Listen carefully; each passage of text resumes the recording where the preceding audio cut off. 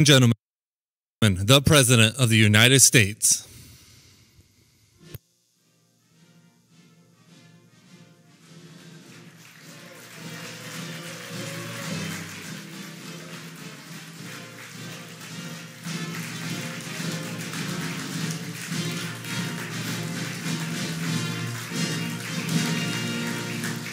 Well, thank you very much, everybody. Please, this is a lot of fun. I just took a trip around and looked at your merchandise, and nobody makes it better. We're working right now on this right here. Had these hats. Make our farmers great again. That's what's happening. We're stopping the barriers to other countries. They send them in and take advantage of us, and we can't go the other way, and this is the way it's going to go. Make our farmers great again. So I just had them made up, and that's the way I feel. We'll give them to some of the farmers here. But I want to thank you and welcome everybody to the White House for the second annual Made in America Showcase. Made in America, Made in the USA. What do you like better? Huh? Made in the USA, Made in America? Both pretty good. Both pretty good. I remember when I was growing up, I'd see Made in America all over the place. A little bit Made in the USA, but Made in America. Everything had Made in America. And we're starting that again, and it's happening again, as you know. We're here today to celebrate the greatest products in the world, products made with American heart, American sweat, and American pride. We're thrilled to showcase incredible American-made goods from all 50 states. We have snowboards from Colorado. Where's the snowboard person? Those were nice snowboards. 10 years ago, I was perfect. Now, I don't know. I'm not such a beautiful job. Cowboy boots from Texas. Where's cowboy boots? I like those boots. I like those boots. Baseball bats from Pennsylvania. I used to play baseball. Good. Boats, cars, spaceship, you know about the spaceship. And in case you hadn't noticed, there's an F-35 stealth fighter outside, and it's beautiful, parked on the South Lawn. I guess getting it here, I know it didn't land on the South Lawn, but it's something very special. It's, can't see it. Where's Lockheed? Maryland, yeah. It's incredible. I went to one of the pilots. I was saying, how do you compare this with a certain other plane from the enemy? They said, well, the difference is when we fight, they can't see our plane. I said, that sounds like a pretty big advantage, right? It's called stealth, super stealth. All of these products have something special, very much in common.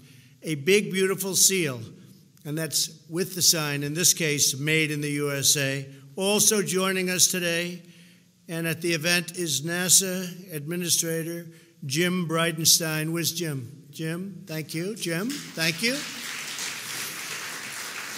And Marilyn, thank you for being here from Lockheed Martin. After many years of decline, American manufacturing is coming back bigger and better and stronger than ever before. It's happening. We're in the midst of a great economic revival in the United States. We've added 3.7 million new jobs since the election, including more than 370,000 in manufacturing alone. Remember, during the campaign, they all said, oh, you're never going to add manufacturing jobs. That's obsolete, they would say. I said, it's obsolete? To make things is obsolete? I guess they were wrong, right? I guess they were wrong. We're adding a lot more. Almost 1 million workers discouraged by the policies of the previous administration and, frankly, other administrations have now returned to the workforce. New unemployment claims are at the lowest level in almost half a century. Think of that. The lowest level unemployment claims. That's a big one. Unemployment rates for Americans, for African Americans and Hispanics and Asians, Americans, all of us, lowest ever. These are the lowest levels for African Americans, for Hispanics, and for Asians ever recorded. Think of that, ever recorded. And women, unemployment recently reached the 65-year low. We think that's probably the lowest ever. But as I've been saying, in 2 weeks or 3 weeks, it will be. It'll be the lowest in history. Pretty bad when you say the lowest in 65 years And I say, that's not as good as history. So, but very shortly it will be. We'll be saying history. Manufacturing wages are expected to rise at the fastest rate in more than 17 years. And 95% of American manufacturers, which I love, that's what we love, is manufacturers, are optimistic about the future. That's the highest level ever recorded, 95%. We have achieved together in the last 18 months something that is totally unprecedented. For decades, the United States allowed other countries to steal our jobs, close our factories, and plunder our wealth. What was happening was horrible. I used to talk about it for 20 years in the private sector. I said, how did they let this happen? Little did I know I'd get my shot. That's what happened. And that's what's happening to us, because it's really been positive. Our leaders in Washington did nothing. They did nothing. They let our factories leave. They let our people lose their jobs, given to other jobs, workers in faraway lands. That's not free trade. That's fool's trade. That's stupid trade. And we don't do that kind of trade anymore. The European Union's been very tough on the United States, but they're coming in to see me on Wednesday. And we'll see if we can work something out. And otherwise, we'll have to do something with respect to the millions of cars that they send in every year. But maybe we can work something out. They're all coming in, the top people. We're talking to China, who had a $375 billion trade surplus last year with the United States. I think it was $375 billion, or looking at it differently, we had a $375 billion trade deficit. That's not good. And we're talking to China very seriously. We're talking to Mexico on NAFTA. And I think we're going to have something worked out. The new president, terrific person. I spoke to him at length on a call. Did a great job, got a tremendous vote. And they have a lot of confidence in him in Mexico, and that's good. But we're talking to them about doing something very dramatic, very positive for both countries. We're demanding fairness with the World Trade Organization. It's been a disaster for the United States, and we want fairness. We'd lose court cases. We always had a minority of judges. They gave us fewer judges than other countries had. And we'd lose cases. Nobody knew why. I said, I know why. Because you don't have judges from this country. You'd have a minority, 3-2, with 3 being on the other side. And we've started to do much better lately in winning cases. But America never waves the white flag. We only waved the red, white, and blue flag. The era of economic surrender for the United States is over. It's over. And you people have been really leading the charge. America is fighting back, and we're winning again.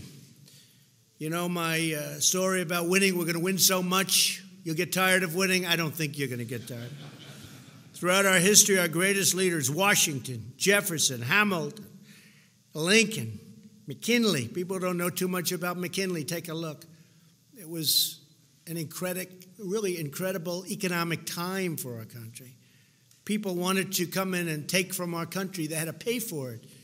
They had to pay for the privilege of taking from our country.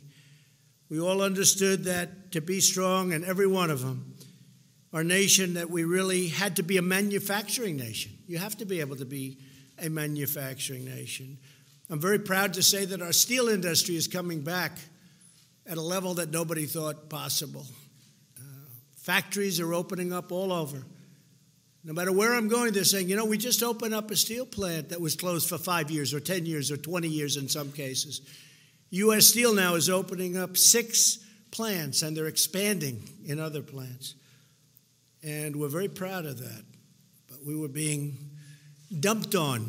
You know what that means? We're being dumped on. They were dumping all over this country. And now our steel industry is coming back. And you need a steel industry. That's not like a normal thing where you make even some of your products, which I love, but it's not steel. We need steel. We need it in case of an emergency of the wrong kind.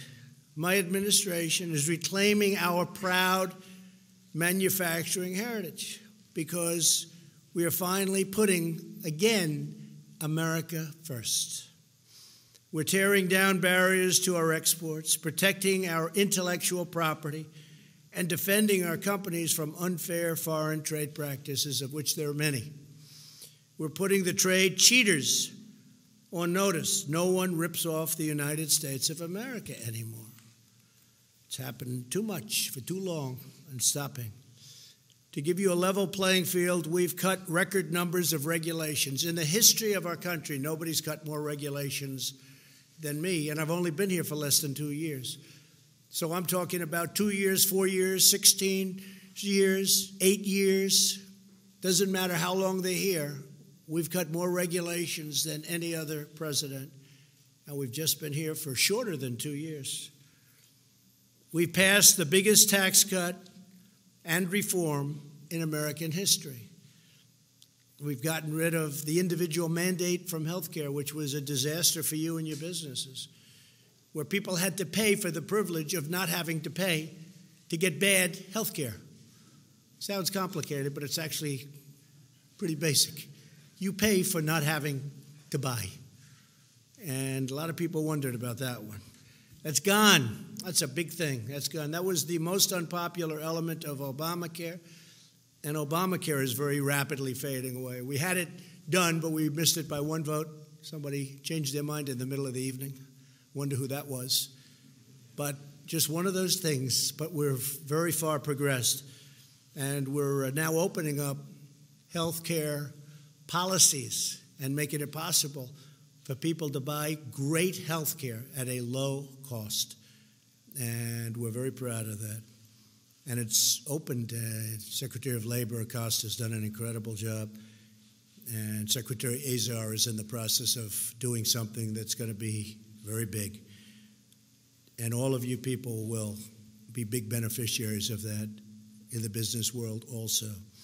Since our tax cuts were passed, more than 6 million Americans have received a bonus or a pay raise, in some cases a very substantial bonus, and they're really liking it.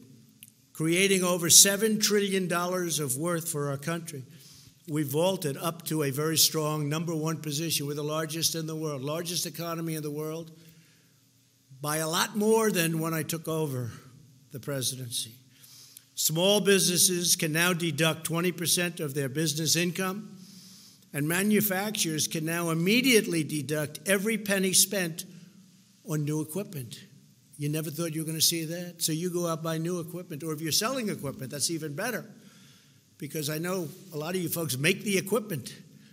A one-year deal, think of it, expensing, 1 year expensing. Did you ever think you were going to see that? And people are buying. They're buying in record numbers. As a result of our tax cuts and in the bill itself, $300 billion in foreign profits have been brought back home to America where it belongs. In the first quarter of this year alone, Apple is spending $350 billion on new plants and an incredible campus. And many other companies are doing the same. Maryland, I think Lockheed Martin is doing a big investment, I heard just the other day, very big investment. Every time a new factory opens, every time jobs are returned to our shores, every time we buy a product made by our own American neighbors, we are renewing the bonds of love and loyalty that link us all together as Americans. There's tremendous spirit in our country right now. Sometimes you don't see it, but there is. And you're producers. You produce like nobody else. And the spirit is incredible. Esprit de corps. Today we declare a simple truth. It matters where something is made. It matters to me. You know, I'd hear the globalists talking about, like, it's okay to close a car factory or a car plant in Michigan, and it's okay to move that plant to Mexico and hire different workers and fire everybody in Michigan, but it's not okay for me. To me, it's a very bad thing, and that's stopping. Plants are moving back to Michigan, and they're moving back in big numbers, and they're moving back to Ohio. They're coming into Iowa in a lot of different ways, and ethanol, as you know, is taking on whole new leaps and bounds. A lot of things are happening. Pennsylvania, you see what's going on there with steel. Pennsylvania's incredible what's happening in Pennsylvania. But you look at just steel. When you hear steel's doing well, you know Pennsylvania's doing well. But car plants are moving back into our country at numbers that soon will be records like we've never set before. The more we make things in America, the stronger America becomes. That's why we will always live by two crucial rules: buy American and hire American. These principles gave rise to centuries of American prosperity, from Ford's Model T to the F-150 that I just saw, which was beautiful, from the Wright brothers to that beautiful Orion space capsule.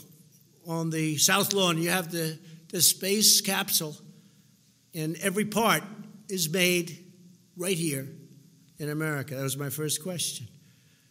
And NASA is, as you know, is really in a position that it hasn't been in decades. People are excited about it. And for some reason, I just told the guys, for some reason, rich people love rockets.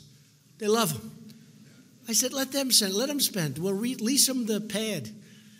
Get a lot of money. Don't worry. They don't care. They just want to have their rocket go to Mars. Everybody wants to be the first. So let them go up and let them do it. Let these rich guys, they love those rockets. I never liked it as much as them. That's okay. But we have the real estate. You know, you can't send too many rockets up from too many locations. We have the places. We have the best places there are. So we have a lot of work going on at NASA that's being done by NASA. We also have a lot of work going on that's done by these very rich people that love sending rocket ships up to various places. And we're going to learn, and we're going to give them a lot of credit for doing it. It's great. When they want to do it, we think it's great. American ingenuity built the railroads. It linked the highways, put up the skyscrapers, and landed a man on the face of the moon.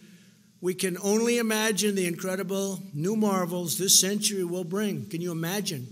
You look at some of the things that are done today. I look at simple computer screens and what you have today and what you didn't have 2 years ago. Can you imagine what it's going to be in the future? But what we do is that these marvels, and you look at them, well, dreamed, they've been forged, they've all been made in America. They will be made by the great hard-working patriots like the people in this room. Incredible people. I have to say, I know you've been through a lot over the last 10 years. And now every single person I met outside, where they were showing off their product and displaying their product, they're saying it's better now than ever before. They've never had a time like this. And I'm happy to hear it, because that's what I'm here for. You've never had a time like this. And I'll tell you something, it's going to get better. It's actually going to get better. You might not even be able to envision. We have so much potential in this country. It's actually going to get better. It's good now, really good, I guess, in a lot of ways.